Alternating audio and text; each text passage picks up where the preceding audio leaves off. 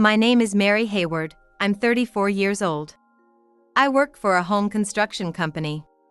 My husband, Eugene, also works for the same company and we started at the same time. I'm at a branch office while he works at the headquarters.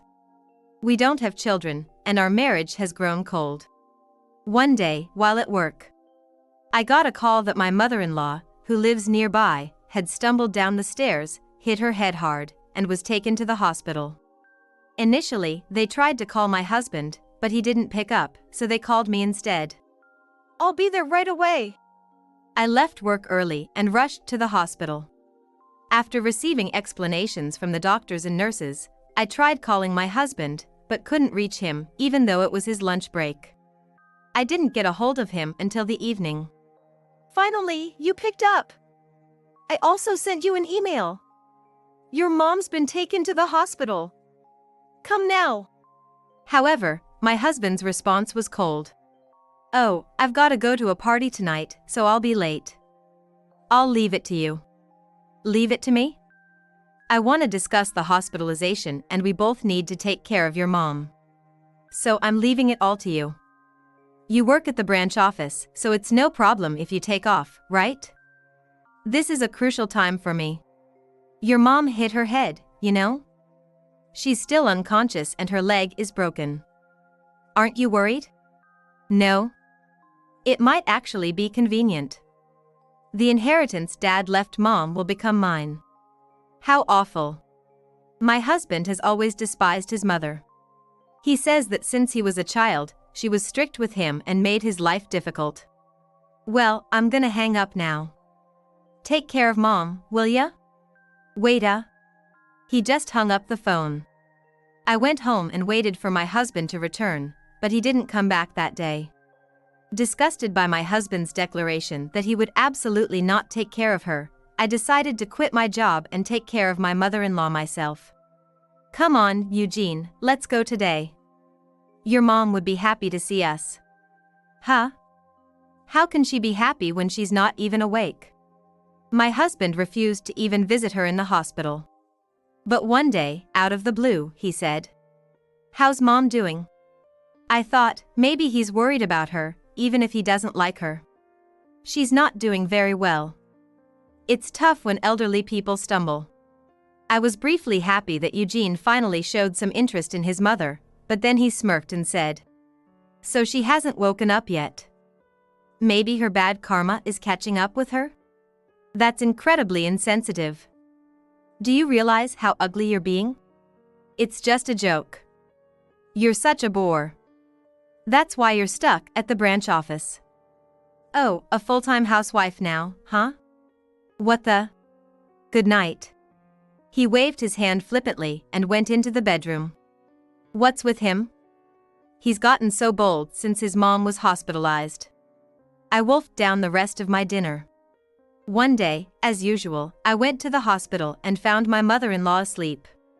I brought a new pajama and a toothbrush, and I decorated with some flowers from the neighbors.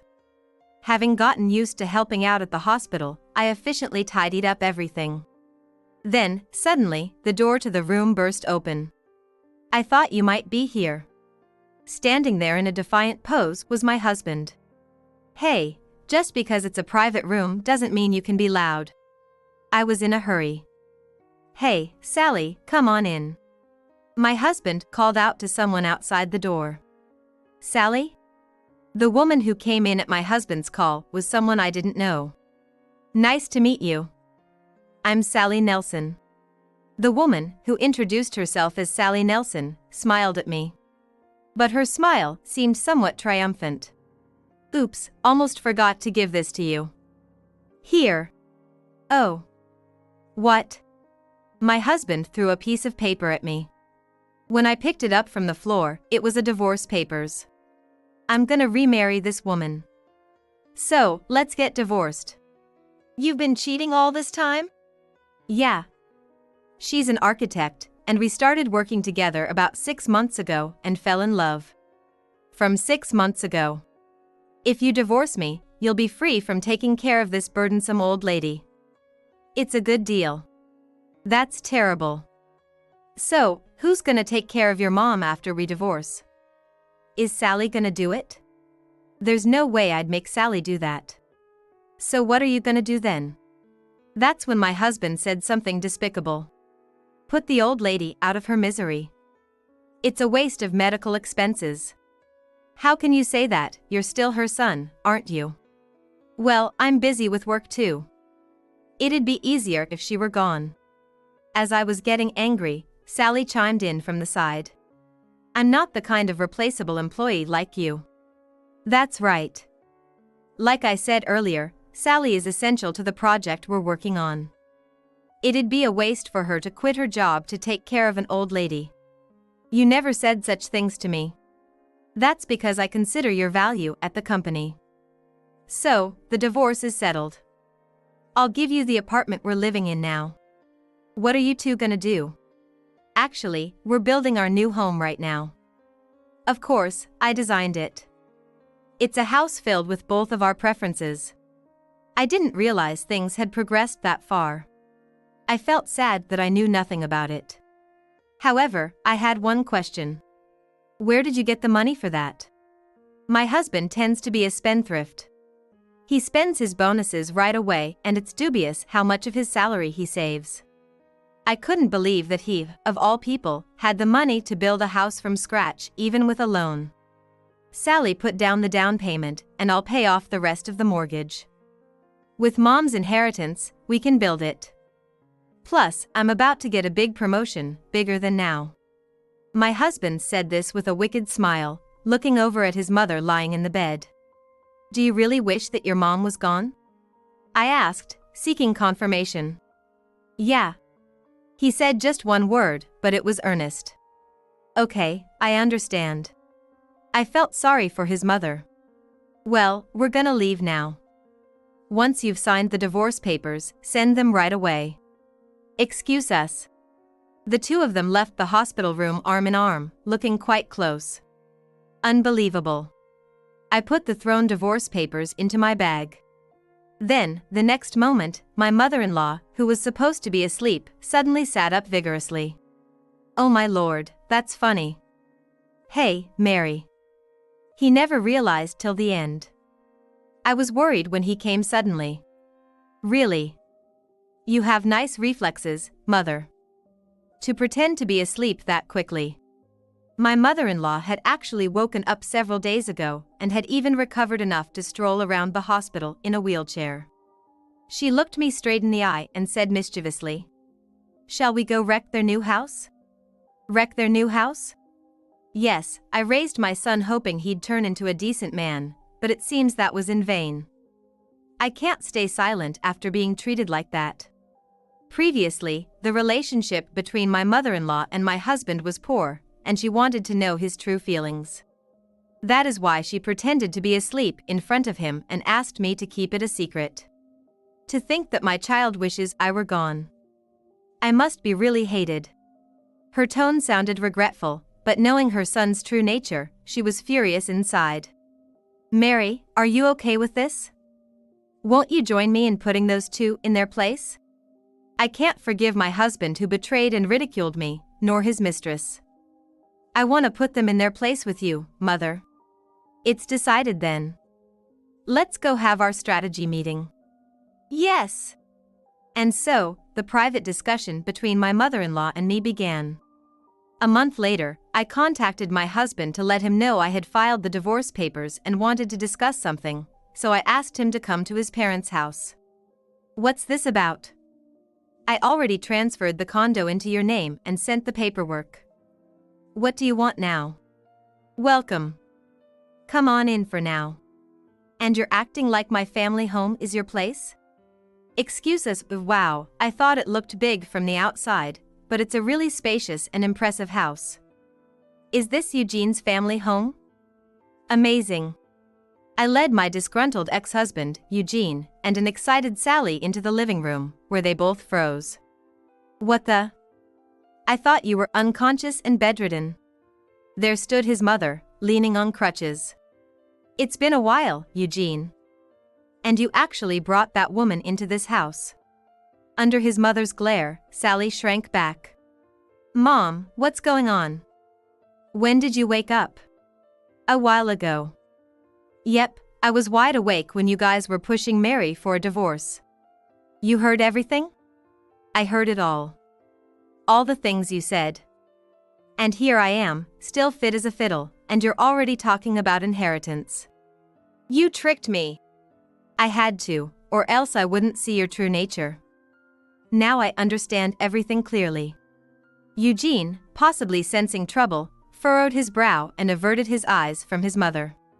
Eugene, a dishonest and selfish person like you can't inherit my property and company. His mother declared firmly. She was the CEO of a construction firm. I'm your only child, so I was supposed to take it over. It's not fair to just pretend that was never the case. How can you be CEO who thinks of his employees if you can't even make one wife happy? I've decided you're unfit to be CEO. Don't joke with me. I will take over as the new CEO with Mom's assets. That money is also gonna pay for the new house we're building.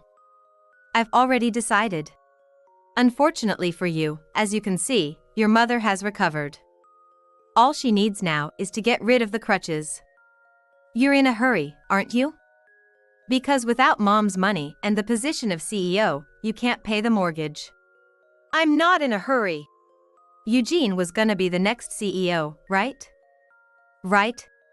Sally clutched Eugene's arm nervously. Her left ring finger adorned with a sparkling diamond ring. Don't worry. In the end, I'm the only one for Mom. Everything will be mine. Yes, that's right. As Sally reassured herself, his mother starkly confronted them with reality. Unfortunately, Eugene, you'll never become CEO. Still saying that? Just give it up. Blame yourself for not having any other children. Eugene mocked his mother as he spoke. That seemed to hit a nerve with his mother, and she erupted in fury. Eugene, you're not my real son. At his mother's bombshell revelation, Eugene and Sally froze in place. Eugene blinked rapidly. Then finally he managed to speak. What do you mean I'm not your real son? I thought I would take this secret to my grave, but given the circumstances, I'll tell you. Eugene, you are the child of your father and his mistress. I'm the child of Dad's mistress. Yes, I had trouble conceiving at the time. Your father brought you home as a baby during that period.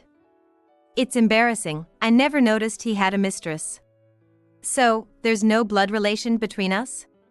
None at all. That's a lie. And that's not all. I never legally adopted you. So, you have no right to inherit my property. So, Eugene gets neither the money nor the company? That's right. Did you know about this? Yes, I found out the day you handed me divorce papers. No inheritance rights? Why didn't you adopt me? If you had, everything would have been mine. Your father said, this baby is mine and my mistress's, and he will never be your child. It turns out that now works in my favor. I have to thank him for that. That's. So, where will your money and the company go then? It's true you have no other children. There is someone. What? Where? Right here. His mother placed her hands on my shoulders. What? Eugene looked completely bewildered, his eyes wide with confusion. Don't you get it yet? Your mother and I have adopted each other. Yes. Mary is now my daughter. That means my property and the company will go to Mary. His mother peered into my face with a smile. I smiled back. Why would you even think that? Are you crazy? She's not blood related. Eugene and I are not blood related either. But Mom and I have spent time together. If our relationship had been good, I would have cherished that time. But you even said you wanted me gone as soon as possible. So, Eugene can't become CEO and won't get any inheritance? Sally muttered in disbelief. She had thought she was marrying a future CEO, but that plan had clearly fallen apart. Hey, this isn't what we agreed on. What about the mortgage on the house? You're gonna pay it, right, Eugene? I paid the down payment. Sally peered into Eugene's face. But he remained motionless. Why aren't you saying anything?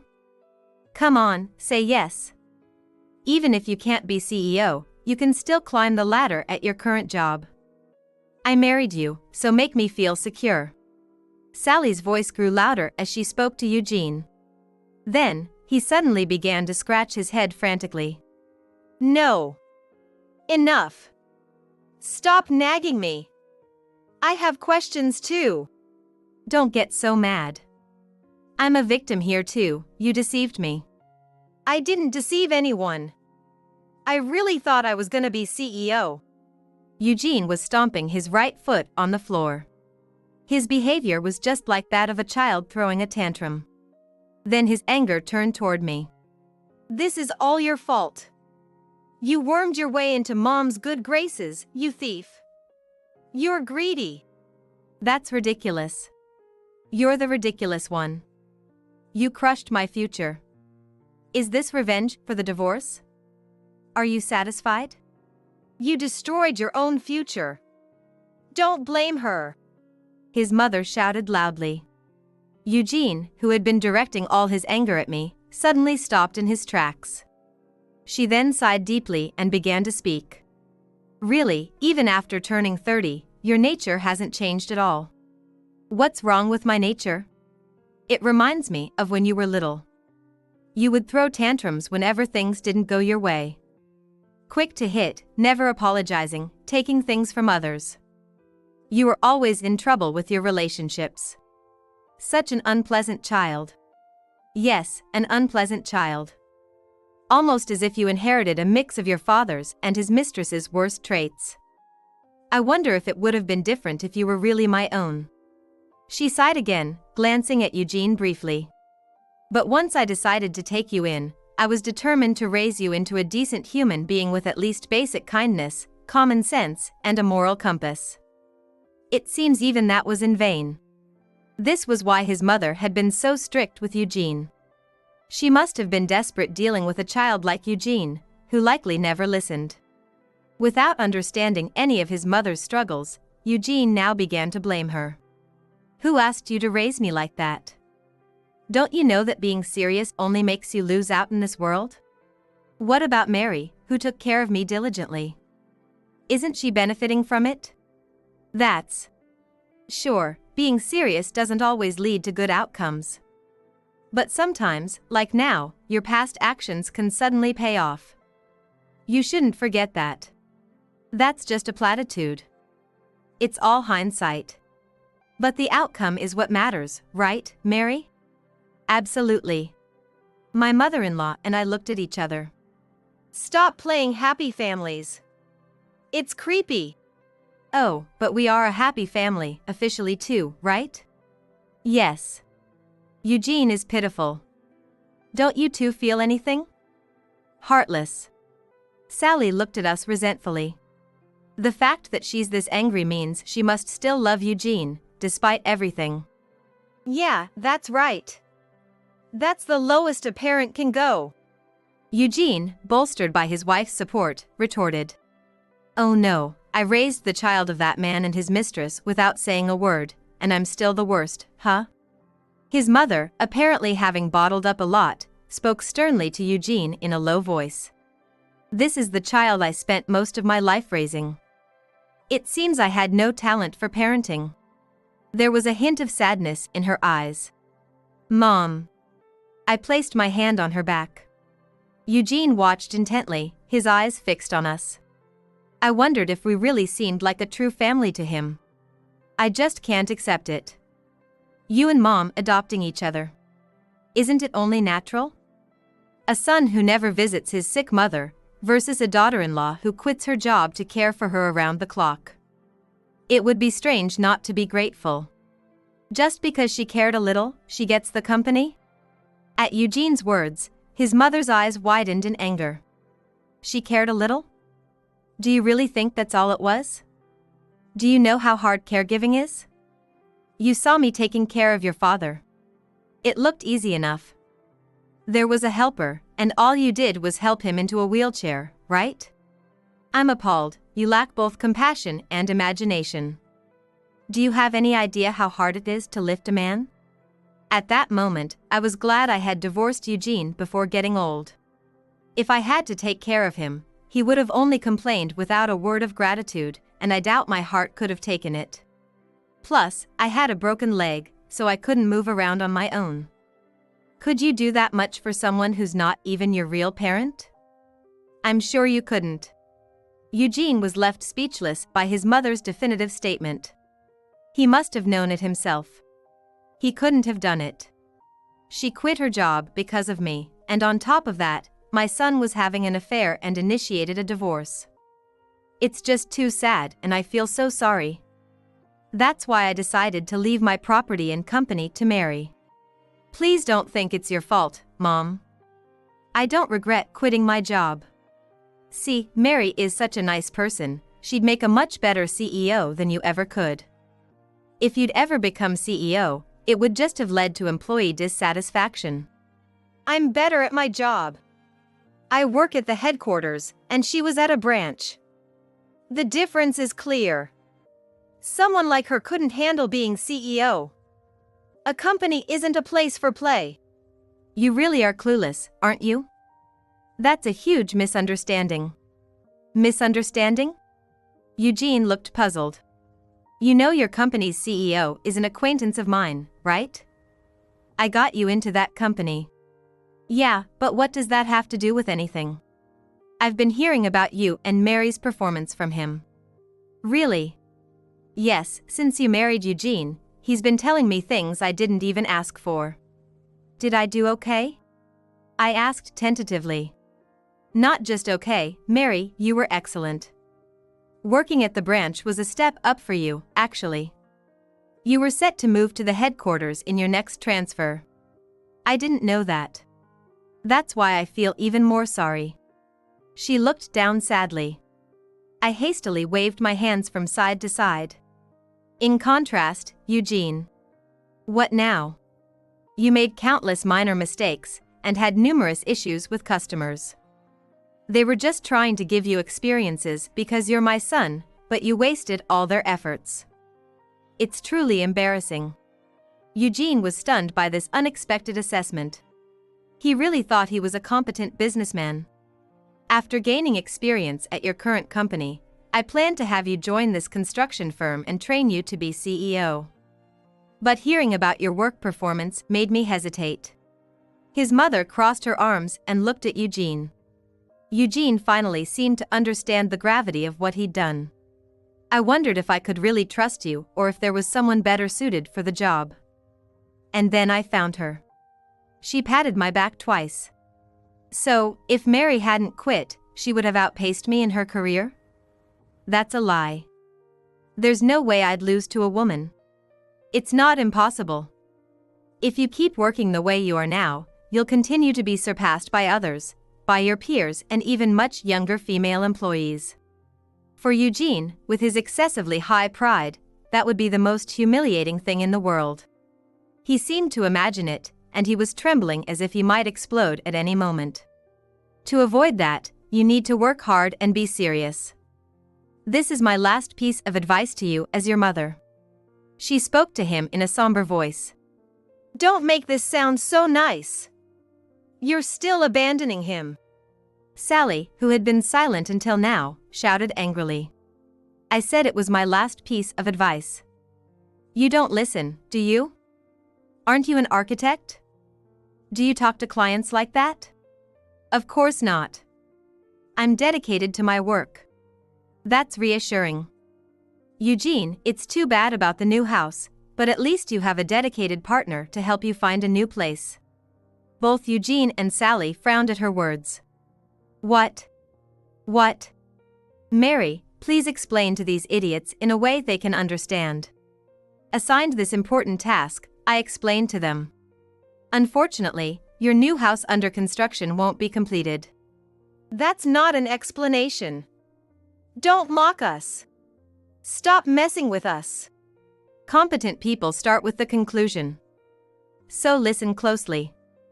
The workers building your house were pulled to a different job because that job was more urgent. The workers were pulled? How could that happen? It happens occasionally. There's a labor shortage, and something more urgent came up than your house. That's unacceptable. Yeah. Where's this other site? I'll complain to them directly. Go ahead, let's find out. What? You said you wanted to complain directly, didn't you? Really, you're slow to catch on. The other site is connected to your mother's company. Your house is likely on hold due to a shortage of workers. That's a lie. It's true. Haven't you checked the construction site? Only once at the beginning. I haven't been since. Wait a minute. Sally pulled out her phone and made a call. Hello? This is Nelson. Yes, about the house construction. I heard our project has been halted. What? Please explain clearly. What's gonna happen to our house? Restart once it's decided? Don't joke with me. After hanging up, Sally threw her phone onto the sofa. It's true. They stopped the construction due to a lack of workers. You've got to be kidding me. But isn't this for the best? At my words, both of them turned to look at me. Are you happy about other people's trouble? No, don't be rude. Even if the house were completed, I don't think you two could afford the mortgage. Don't jump to conclusions. You were counting on your mother's inheritance, weren't you? You said it yourself, with Mom's inheritance, we can build it. Isn't that what you meant? Eugene, you have savings, right? Enough to pay the mortgage each month? Well, no. Which is it? You can't pay it, can you? Sally grabbed Eugene by the collar and shook him. Who was so confident about paying the mortgage? First, you lied about becoming CEO, then about paying the mortgage. Do you have anything genuine? Shut up. We're married. It's a wife's duty to support her husband. You should help pay the mortgage too. Whether you pay or not doesn't matter. Just handle it between the two of you. As I interjected to signal the end of the conversation, Eugene suddenly remembered and grabbed me. Wait, the condo. If we have that, we'll be fine. Let go of me. When we divorced, I gave you the condo, right? The one we lived in. Can you give it back? We could sell it for a good price. It's in a prime location and almost new. I've already sold it. What? I put it up for sale as soon as I got it from you. It sold quickly and for a good price, just like you said. Thanks. No way. Now, this conversation is really over. Please leave. Eugene, at least don't make a scene at the end. Sally, let's go. No. We're not done yet. Sally! Eugene shouted louder than he had all day, making Sally flinch and follow him quietly. Once they were completely out of the house, I locked the door behind them. It's over. Yes, it's over. My mother-in-law and I shared a victorious high five. After that, Eugene and Sally gave up on their new house under construction. I heard they're now living in an apartment they can afford with their salaries. However, the affair was exposed at work through my mother-in-law. In the next transfer, Eugene was moved from headquarters to a branch, and Sally was removed from her project and sidelined. Being a sidelined employee is tough. You get pointed at for getting paid while not doing any work. My mother-in-law said, sipping her tea. Eugene always mocked working at a branch. I wonder if he's packing for the move now. Indeed. I hope he learns his lesson and works hard. He's been like this since he was a child. If he was gonna change, he would have by now. My mother-in-law downed her tea in one gulp. I'll probably never see Eugene again. I'm not really interested in what happens to him, but I do hope he grows as a person. As for me, I started working at my mother-in-law's construction firm, receiving training to become the next CEO. The employees had mixed reactions to my sudden arrival, but I was determined to earn their respect by working diligently. Though I'm exhausted every day from all the new responsibilities, I find the work fulfilling.